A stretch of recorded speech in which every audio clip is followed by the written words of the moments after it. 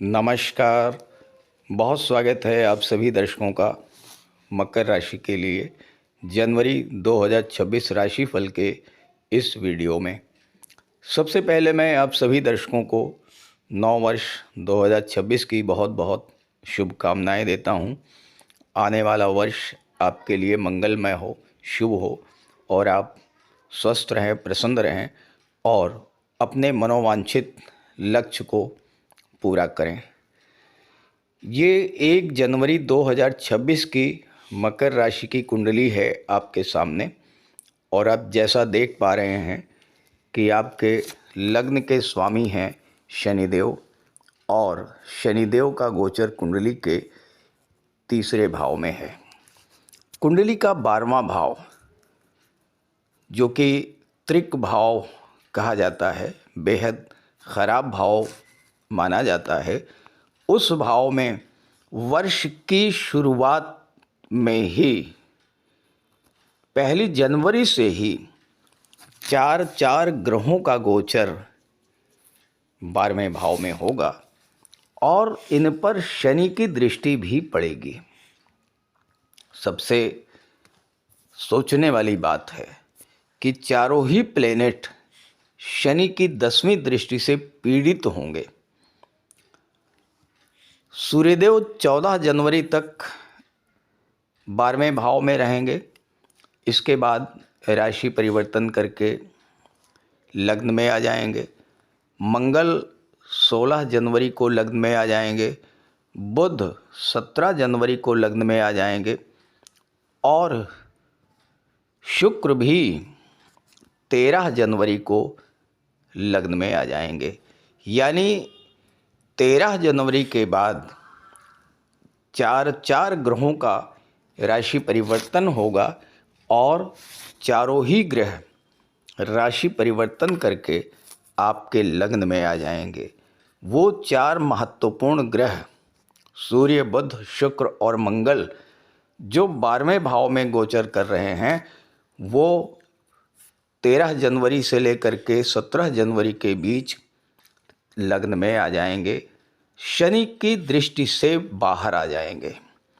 तो एक तरह से आप ये समझिए कि जनवरी 15 के बाद से आपके जीवन में एक नई शुरुआत होगी, एक बहुत अच्छी शुरुआत होगी। देवगुरु बृहस्पति 6ठे भाव में गोचर कर रहे हैं वक्री अवस्था में और 1 जनवरी को चंद्रमा पंचम में रहेंगे। अब चंद्रमा तो पूरे माह राशि परिवर्तन करते रहेंगे, इसलिए चंद्रमा के गोचर पर तो दैनिक राशिफल में चर्चा की जाती है, इसमें चर्चा नहीं करेंगे चंद्रमा के गोचर पर।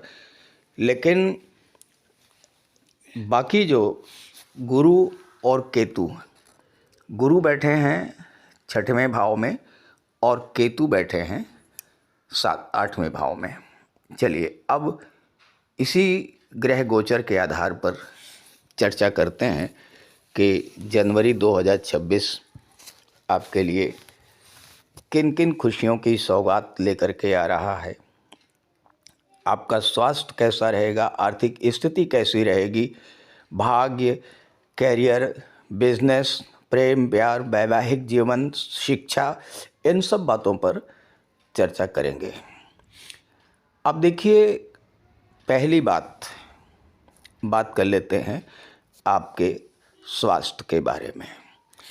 स्वास्थ्य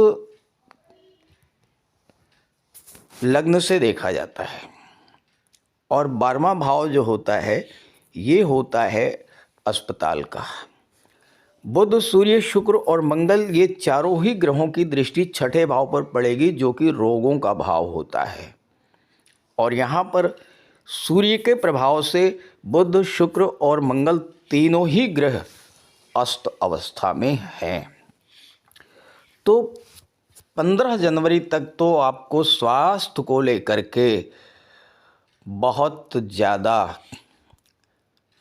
सतर्क रहना पड़ेगा। दैत्य गुरु शुक्र जो कि धन के कारक हैं, ये भी शत्रु राशि में बैठे हुए हैं। तो 15 जनवरी तक आर्थिक स्थिति को लेकर के भी बहुत अच्छा नहीं कहा जाता है, क्योंकि 12वां भाव त्रिक भाव है। छठा, 8वां और 12वां, इनमें अगर ग्रहों का गोचर हो तो ये भाव मजबूत होते हैं, यानी इन भाव से संबंधित फल तो नकारात्मक फल, चूँकि त्रिक भाव हैं। तो स्वास्थ्य को लेकर के 15 जनवरी तक आपको विशेष रूप से सावधान रहना पड़ेगा। क्या सावधानियां बरतनी हैं? ख़ास करके आपको खाने पीने से रिलेटेड मैटर्स, कहीं आप बाहर हैं तो खान पान पर ध्यान रखिएगा। कहीं आप यात्रा में हैं तो वहाँ पर भी विशेष ध्यान रखिएगा। 15 जनवरी के बाद स्वास्थ्य को लेकर आपकी चिंताएं समाप्त होंगी, स्वास्थ्य भी अच्छा होगा और फास्ट रिकवरी देखने को मिलेगी। हेल्थ रिलेटेड जो समस्याएं थी वो आपके लिए बेहतर हो जाएंगी, क्योंकि ये चारों ही ग्रह आपके कुंडली के लग्न में आ जाएंगे। मरकरी आ जाएंगे, सन आ जाएंगे, वीनस आ जाएंगे और मार्स आ जाएंगे। तो अब आपका लग्न भाव स्ट्रांग हो गया। मोस्ट पावरफुल जो भाव है वो फर्स्ट हाउस हो गया। 15 जनवरी तक 12th हाउस बहुत स्ट्रांग था। 15 जनवरी के बाद आपका लग्न, यानी आप स्वयं बहुत मजबूत स्थिति में रहेंगे। अब देखिए, सबसे पहले बात कर लें छात्रों के बारे में। पंचम भाव से शिक्षा का विचार किया जाता है। पंचम भाव के स्वामी कौन है? शुक्र। शुक्र 15 जनवरी तक 13 जनवरी तक 12वें भाव में गोचर कर रहे हैं। अब 12वां भाव विदेश का भी होता है। अगर आपकी कोई प्लानिंग चल रही थी अपनी शिक्षा को लेकर के विदेश जाने की, विदेश का मतलब अपने घर से दूर, कहीं आप हॉस्टल में जाके पढ़ना चाहते थे, कोई कोचिंग वगैरह ज्वाइन करना चाहते थे, इस तरह के चीज़ें अगर आपके मन में चल रही थी तो जनवरी से ही एक अच्छी शुरुआत देखने को मिल रही है, क्योंकि 12वें भाव से ही पंचम भाव का संबंध बन रहा है। तो शिक्षा को लेकर के, और ख़ास करके अगर आप किसी विदेश यानी कि घर से दूर जा कर के पढ़ाई करना चाहते हैं तो ये समय आपके लिए बहुत अच्छा रहेगा। इसके बाद देखिए, शुक्र और बुध ये दोनों आपके लग्न में आ जाएंगे और शुक्र पंचम के स्वामी हैं। तो आप खुद पढ़ाई पर फोकस करेंगे, अपनी पढ़ाई को लेकर आप खुद बहुत सीरियस रहेंगे। आपके मन में खुद ये बात आएगी कि मैं कुछ शुरू करूं, कुछ नया करूं, कुछ अच्छा करूं, कुछ बड़ा करूं, कुछ बड़ी सफलता अर्जित करूं। तो इस तरह से शिक्षा को लेकर के ओवरऑल ये महीना काफ़ी अच्छा दिख रहा है। अब पंचम भाव लव रिलेशंस का भी होता है और पंचम भाव पर शनिदेव की तीसरी दृष्टि पड़ रही है। तो अभी तो शुक्र और बुध ये दोनों 12वें भाव में रहेंगे, लेकिन 13 जनवरी को शुक्र और 17 जनवरी को बुध जब आपके लग्न में आ जाएंगे तो पंचम भाव का संबंध आपके लग्न से बन गया, यानी आपसे बन गया। तो आपका जो रिलेशन है वो आपके और नज़दीक आएगा। आपस में जो दूरियां थीं वो समाप्त होंगी, चूँकि बुध लग्न में आएंगे और बुध यहाँ पर शनि की राशि में रहेंगे, शुक्र भी लग्न में शनि की राशि में, मित्र की राशि में रहेंगे। और बुध जो हैं एक सोशल प्लेनेट हैं और शुक्र तो प्रेम के ग्रह हैं। तो 15 जनवरी के बाद आपके रिलेशंस जो हैं वो काफ़ी अच्छे हो जाएंगे। जहाँ तक मैरिड लाइफ, तो अब 4 प्लेनेट आपके लग्न में बैठे हैं और इन चारों ही प्लेनेट की दृष्टि कहाँ पर पड़ रही है? इन चारों ही प्लेनेट की दृष्टि जो है ये सप्तम भाव पर पड़ रही है। अब सप्तम के स्वामी कौन हैं? सप्तम के स्वामी हैं चंद्रमा। चंद्रमा अत्यंत शुभ ग्रह हैं और लग्न पर शुक्र, बुध, सूर्य और मंगल की दृष्टि पड़ेगी। शुक्र और बुध इनकी दृष्टि का पड़ना तो आपके मैरिड लाइफ के लिए बहुत अच्छा है। अगर आप अविवाहित हैं तो विवाह का भी बहुत अच्छा योग इस समय बनेगा। लेकिन सूर्य और मंगल की दृष्टि पड़ेगी तो थोड़ा सा आपको अपने ईगो पर, अहंकार पर काबू रखना पड़ेगा। मंगल चूँकि आपकी कुंडली में चौथे भाव के स्वामी हैं, जो कि आपका सुख भाव होता है, तो यहाँ पर मंगल सुखों में कमी लाएंगे। यानी आपके क्रोध पर और जल्दबाजी पर अगर आपने कंट्रोल नहीं किया तो दाम्पत्य जीवन में थोड़ी बहुत समस्या आ सकती है। चूँकि चौथे भाव, सातवें भाव पर 4 प्लेनेट का इफेक्ट रहेगा, सूर्य, मंगल, बुध और शुक्र। और चौथा भाव, सातवां भाव क्या होता है? आपके जीवन साथी का होता है। तो जनवरी के महीने में, खास करके 15 जनवरी के बाद, आपके जीवन साथी के व्यवहार में, मूड में लगातार परिवर्तन देखने को मिलेगा। कभी बिल्कुल शांत रहेंगे, कभी बिल्कुल नॉर्मल रहेंगे, कभी एग्रेसिव हो जाएंगे। तो एक मूड स्विंग की स्थिति जो है वो देखने को मिलेगी। कभी जिद करना, कभी गुस्सा हो जाना, कभी नाराज़ हो जाना, और आप इस बात को लेकर के बड़ा कंफ्यूज रहेंगे। आप समझ ही नहीं पाएंगे कि ऐसा क्यों हो रहा है। तो ऐसा इसलिए होगा कि 4 प्लेनेट की दृष्टि चौथे भाव पर, सातवें पर पड़ रही है और चारों ही प्लेनेट्स का नेचर अलग अलग है। बुध क्या हैं? बुध जॉली नेचर के हैं। शुक्र क्या हैं? प्रेम के ग्रह हैं। सूर्य क्या है? ईगो और अहंकार के ग्रह हैं। मंगल क्रोध और उग्रता के कारक हैं, जल्दबाजी के। तो 4 प्लेनेट का इफेक्ट जब आपके जीवन साथी पर पड़ेगा तो उनका मूड स्विंग होगा और आपके अंदर भी ऐसी ही स्थिति देखने को मिलेगी।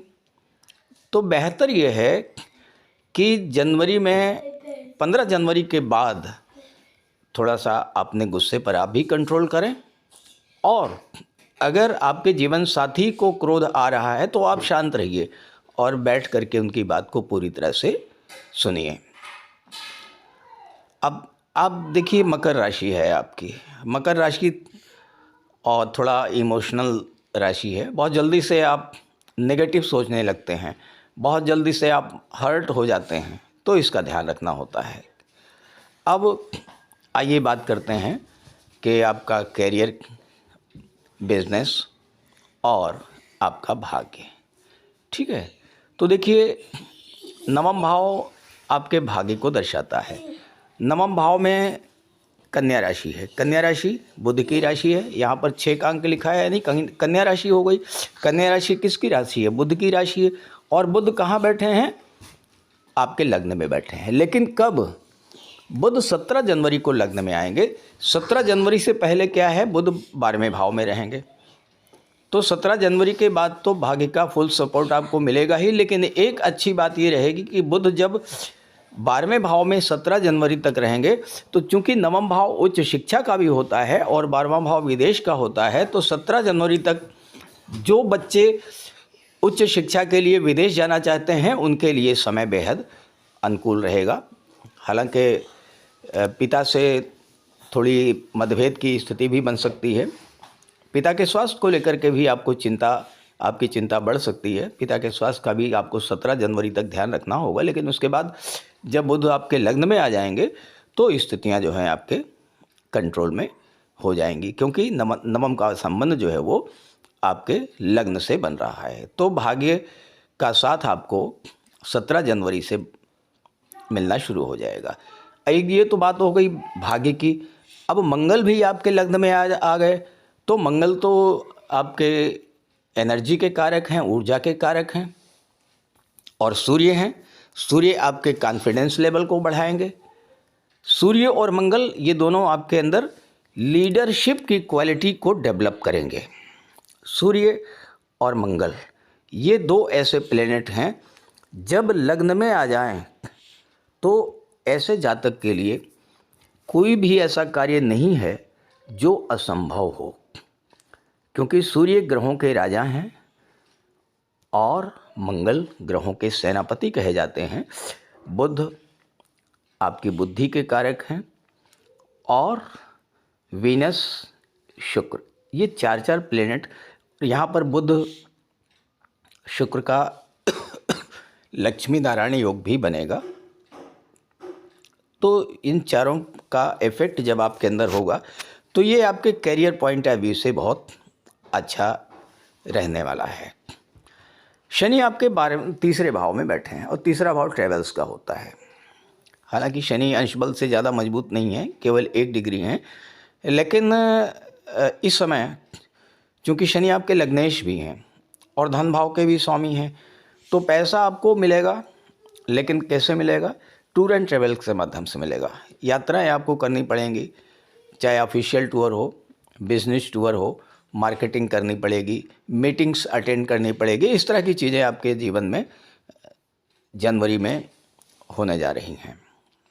जनवरी के महीने में, जैसा मैंने दिसंबर के वीडियो में बताया था, कि आपको 2026 की एक बहुत अच्छी प्लानिंग कर लेनी है। ख़ास करके जब आपके लग्न में 4 प्लेनेट आ जाएं, यानी 15 जनवरी के बाद, तो आप पूरे वर्ष के लिए एक प्लानिंग कर लीजिए कि क्या करना है आपको, किस तरह से आपको अपने मनी को मैनेजमेंट करना है।